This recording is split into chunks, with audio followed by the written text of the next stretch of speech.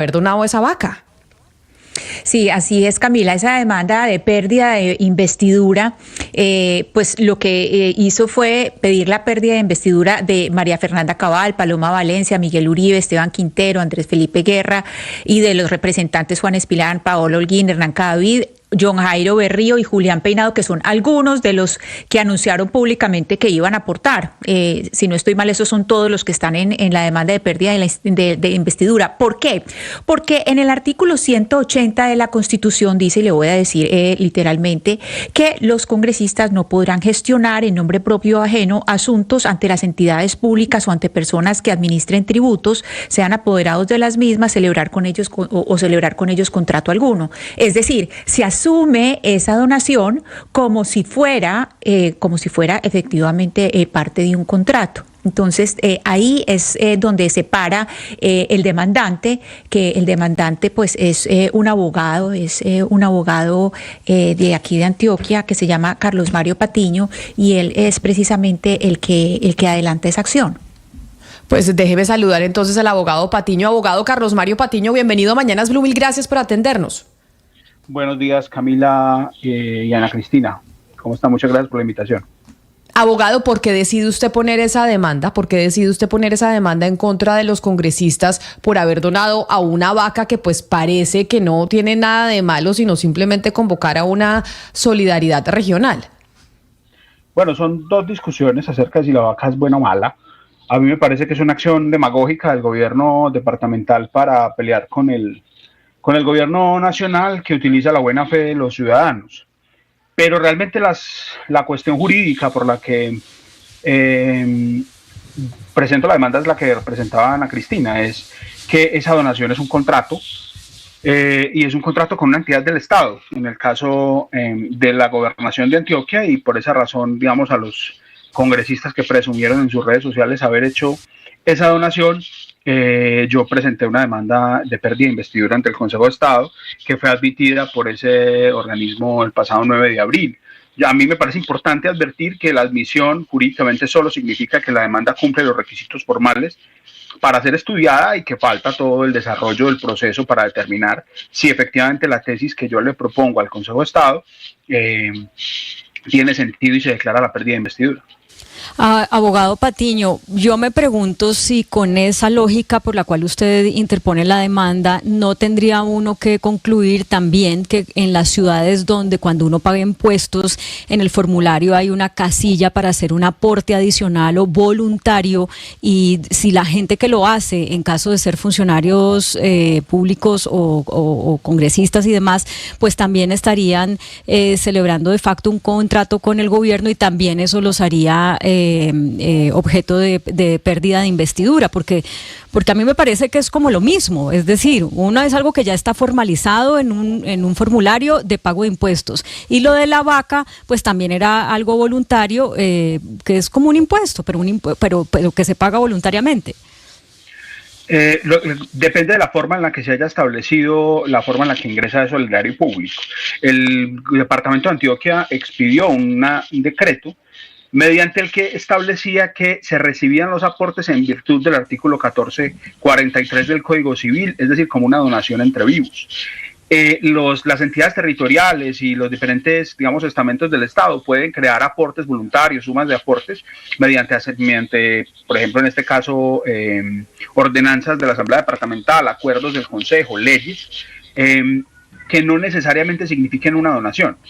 Digamos, el título y el modo mediante el que el departamento de Antioquia estableció, me parece a mí diafana e improvisadamente, la forma en la que se hacía el aporte a la denominada vaca, es lo que puede significar una pérdida de investidura. Frente a los otros elementos que usted me pone, yo tendría que mirar específicamente cómo asume o cómo se determina ese aporte de parte de la entidad territorial, porque digamos al interior de la competencia tributaria, como usted señala, que es tan amplia para las entidades territoriales, por ejemplo en cabeza de los consejos y de las asambleas departamentales, pues podría pensarse en la posibilidad de unos aportes voluntarios que no signifiquen un contrato, sino una especie de contribución con un hecho causante distinto. pero el decreto del Departamento de Antioquia establece que es una donación entre vivos del artículo 1443 del Código Civil, y esa fue la razón, digamos, sustancial para que yo presentara esta demanda. Tengo que advertir además que al respecto y sobre esta causal y sobre este tema no hay mayor jurisprudencia del Consejo de Estado. Entonces, de cualquier forma, la demanda tiene un sentido jurídico porque permite que el Consejo de Estado haga una, digamos, o genere una jurisprudencia al respecto de este tipo de situaciones que no existe. Hoy no hay, como, digamos, en concreto, hay mucha jurisprudencia sobre el contrato de donación, hay jurisprudencia sobre la pérdida de investidura y los elementos subjetivos de la misma, pero no hay, digamos, una jurisprudencia que tenga que ver concretamente con esto. Entonces estamos en un escenario que podríamos decir algo inexplorado para el Consejo de Estado.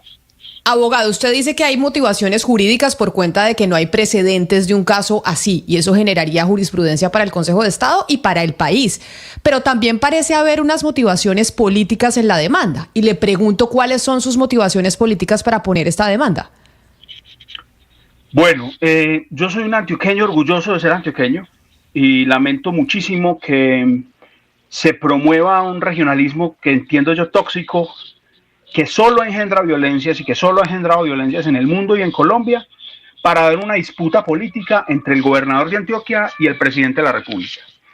Entonces, hay una idea de unanimismo sobre Antioquia, que yo con mi demanda quise, digamos, presentar también una resistencia a esa idea de que no todos los antioqueños estamos, digamos, en esa militancia que algunos dirigentes del departamento han querido meter a la región en contra de la Presidencia de la República y el Gobierno Nacional. Sí, ¿usted fue contratista o funcionario de la administración de Daniel Quintero, abogado Patiño? Sí, señora. Sí, señora. Claro, entonces, siguiendo la línea de la pregunta que le hacía a Camila de cuáles son sus motivaciones políticas, uno podría inferir que pues usted, por su legítima ideología, por supuesto, podría tener un interés en con esta demanda, si es que el Consejo de Estado le da a usted la razón, cambiar la composición de fuerzas en el Congreso de la República de cara a facilitar la aprobación de los proyectos de ley del gobierno, que hasta ahora pues no ha sido fácil, al contrario ha sido muy, muy difícil. Sobre eso, ¿usted qué dice? Yo creo que es una inferencia muy, muy adelantada, por dos razones. La primera es, y tengo que aclarar, yo fui funcionario del gobierno de Daniel Quintero, pero un funcionario relativamente insignificante, es decir, yo no hago parte del círculo cercano de Daniel.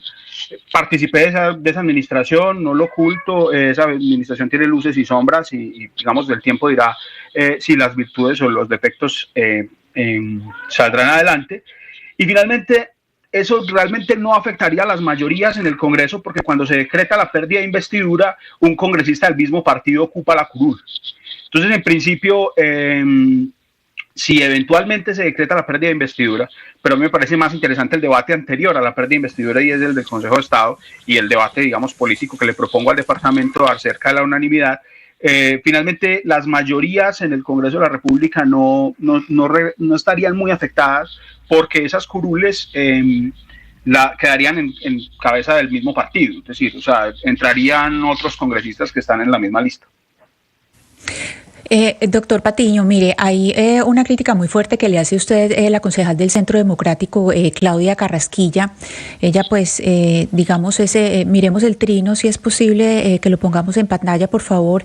Ella, en un video que publica en diversas redes sociales, pues, dice que lo manda, pues, a estudiar otra vez a donde su profesor de constitucional, etcétera. Y le quiero preguntar por dos cosas con respecto a ese video y a los trinos de la concejala Carrasquilla. Y es, primero, pues los señalamientos que le hace, que sí, pues, dice, pues ella muestra el contrato que usted hizo con la administración de Daniel Quintero, con la Secretaría de la Juventud del doctor Alejandro Mata, cuando estaba a cargo del doctor Alejandro Mata. Eso primero, pues que lo acusa de que básicamente lo está haciendo como un mandado. Y segundo, usted en un trino le dice a ella que pues que usted también estaría, que ella también estaría cobijada por esa misma prohibición. ¿Ella también estaría cobijada? Bueno, en primer lugar, yo no quisiera referirme mucho a la expresión de la doctora Carrasquilla por dos razones. Yo siento que el Centro Democrático le da voz y micrófono a gente con dificultades de control de impulsos. Entonces, digamos, hay una gente muy energúmena ahí. La doctora hizo un video bastante agresivo y violento, además citando la norma que no era. Y de cualquier forma, pues yo agradezco y quiero mucho a mis profesores de constitucional, el profesor Chinchilla y la doctora Bernardita Pérez, que de cualquier forma no tienen la culpa si yo soy bruto o no. Digamos, es importante aclarar que mis profesores de constitucional no tienen la culpa de eso. Y sí, realmente yo he presentado un derecho de petición ante la gobernación para que la gobernación me informe qué concejales, alcaldes y demás funcionarios realizaron esta donación para presentar en su momento las demandas en contra de los alcaldes, funcionarios, diputados y concejales del departamento que hicieron esa donación y que en mi concepto incurrieron en esa causal, que no es la de la Constitución, pero hay prohibiciones pares, digamos, en los regímenes de la ley 617, en los regímenes de la ley 2200, que es el nuevo régimen departamental, digamos, prohibiciones pares, digamos, exactamente iguales en lo que tiene que ver con realizar contratos y demás. Abogado Patiño, no me queda claro algo, o sea, en el caso hipotético de que en Colombia se registre un desastre natural y el gobierno haga una campaña, entiéndase una vaca para recoger recursos y apoyar a los damnificados, en ese caso tampoco los congresistas de la República podrían hacer donaciones, violarían el régimen en favor de una entidad pública, no en favor de una entidad pública, es decir, creo que el afán y la arrogancia con la que ha actuado el gobernador de Antioquia, digamos, haciendo creer que cualquier idea que se le ocurra al doctor Uribe es buena, creo que es lo que le hace cometer el error. Yo creo que sería posible, y se ha hecho en casos de emergencia, por ejemplo, cuando la donación no se hace en cabeza de una entidad pública, ¿cierto? Si, por ejemplo, lo recoge la Cruz Roja, lo recoge otra entidad de carácter privado, no habría ningún problema porque es una donación entre vivos. Además, yo creo que hay un fondo ideológico ahí político, y es que yo no sé si sea posible convocar solidaridad en favor del Estado. Es decir, la solidaridad, como en el caso que usted pretende, que propone, es con relación a, digamos, a las personas, que son las que tienen derechos y sufren dificultades. Yo no sé si sea posible, y ya esto es una crítica ideológica, promover la solidaridad al interior de un pleito del Estado que, dicho sea de paso, ya el gobierno nacional garantizó los recursos para la terminación de la obra. Doctor Patiño, pero la noticia hoy es que el gobernador dice que va a devolver la plata, que para que los congresistas no tengan problema, pues que les va a devolver la plata. Entonces, la pregunta es, en este sentido, o sea, ¿qué pasa con la acción si se les devuelve el dinero? Es decir, ¿qué pasaría con esa, pues de acuerdo con su conocimiento, la acción continúa, cambian las cosas? Porque de todos modos, pues la donación se hizo, es decir, ¿fue efectiva o se anunció? No sé si la hicieron por redes sociales, si usted tenga la prueba de que no se hizo efectiva, pero ¿qué pasaría con eso? Bueno, el decreto que profirió la gobernación establece que la donación es un acto bilateral entre dos partes de carácter gratuito e irrevocable, ¿cierto? Que además tiene como condición de quien recibe la donación acepte esa donación. Yo no te podría donar a ti cualquier cosa si tú no la aceptas. Es decir, es un contrato bilateral porque requiere tu voluntad para aceptar. Y por eso yo lo llamo, pues no lo llamo, no, la Corte Suprema de Justicia, la jurisprudencia civilista continental establece que es un contrato. Yo creo que lo que está haciendo el señor gobernador es tapar un error con otro. Y probablemente el segundo error sea mucho más grave que el primero. Lo digo por dos razones. La primera es que el contrato se entiende perfeccionado con la aceptación, y el decreto de la administración dijo que se entendían aceptados en términos generales las donaciones. O sea, el contrato se perfeccionó y no es como dice el señor gobernador que no se ha perfeccionado. Y el segundo problema es que para devolverlo tendría que hacer entonces otra donación. Es decir, está en el patrimonio de la gobernación, porque tampoco es cierto que usted no haya entrado al patrimonio de la gobernación. Otra cosa es que no haya entrado el presupuesto, que eso tiene otro problema de legalidad.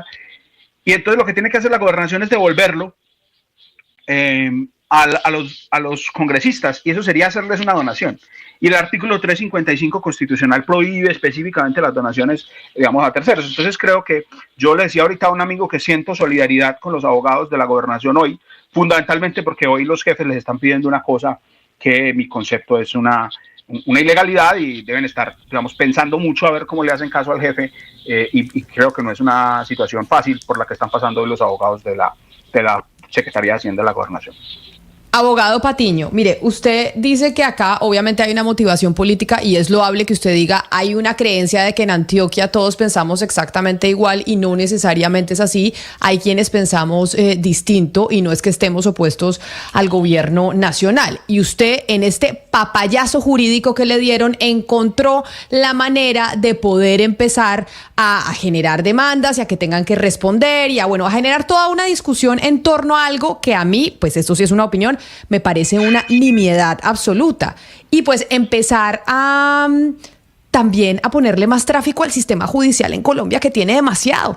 Entonces, ¿no le parece que acá también estamos utilizando las argucias jurídicas para respaldar posiciones políticas y así generar un debate adicional que se tiene en Antioquia sobre la división del departamento, los que están a favor de Daniel Quintero, los que están en contra de Andrés Julián Rendón, el gobernador y demás? ¿No está utilizando usted una estrategia jurídica válida y que pues le aceptaron la demanda y que seguramente tiene piso, pues para respaldar una discusión política que se podría hacer sin tener que recurrir a la rama judicial? Mira, Camila, yo realmente, como es tu opinión, expreso la mía. Primero creo que hay un falso dilema, si se quiere, epistemológico, en la división entre derecho y política. Yo creo que el derecho también es una herramienta política, sirve para generar discusiones. Creo que si hubiese hecho esa reflexión por Twitter, ustedes no me habrían llamado. Y no podría yo, por ejemplo, poner ante sus oyentes mi posición. Yo creo que tiene un sentido. Frente a la congestión del sistema judicial, a mí me preocupa mucho la congestión del sistema judicial, sobre todo la de los juzgados municipales, los que atienden los problemas de la gente sencilla, fundamentalmente porque, por ejemplo, no hay una reforma de salud que evite que la gente presente acciones de tutela para acceder a derechos de salud. Entonces, a mí sí me preocupa mucho la congestión judicial, pero no me preocupa congestionar con una sola demanda al Consejo de Estado por un asunto que yo siento, digamos, políticamente importante. Yo no lo veo como una nimiedad y jurídicamente no es una nimiedad porque, como les decía al principio, pues desde luego es mi opinión, usted tendrá el derecho a definir qué le parece importante y qué no. Me parece que es importante jurídicamente porque genera unos antecedentes que tienen que ver con la relación que todos los ciudadanos tenemos con el Estado, que eso me parece a mí sumamente importante también. Es decir, el Estado de Derecho es contramayoritario y permite que personas como yo le digan a las mayorías circunstanciales que no lo pueden hacer todo a pesar de que tienen el apoyo popular. Creo que eso es una defensa del Estado de Derecho y decían mis maestros en la Universidad de Antioquia que quien defiende la libertad de otro defiende su propia libertad, y yo estoy defendiendo básicamente las libertades republicanas de poder presentar una acción que genere un debate nacional. Doctor Patiño, en su hoja de vida aparece que usted fue asesor legislativo entre 2014 y 2016. ¿Con cuál congresista trabajó y de qué partido? Mire, yo fui compañero en el movimiento estudiantil de la Universidad de Antioquia, Víctor Correa. Un grupo de amigos a Víctor le propusimos ser representante a la Cámara y por la lamentable muerte del profesor Saldarriaga nosotros llegamos a la Cámara de Representantes en 2014 con Víctor. Yo hice parte de esa UTL hasta 2016, que digamos tuvimos una discusión y yo me retiré de ese equipo político y posteriormente fui candidato a la Cámara de Representantes por el Partido Liberal. Pues abogado Carlos Mario Patiño, yo le agradezco mucho que haya aceptado esta conversación con nosotros, explicar las motivaciones y entender, y entiendo que es su opinión, y pues de eso se trata también el debate público, que usted dice también la justicia y los mecanismos judiciales se pueden utilizar para respaldar los debates políticos como se está haciendo en este caso. A usted mil gracias por estar con nosotros hoy aquí en Mañanas Blue. Camila, muchísimas gracias, y a Ana Cristina por la invitación. Un saludo especial.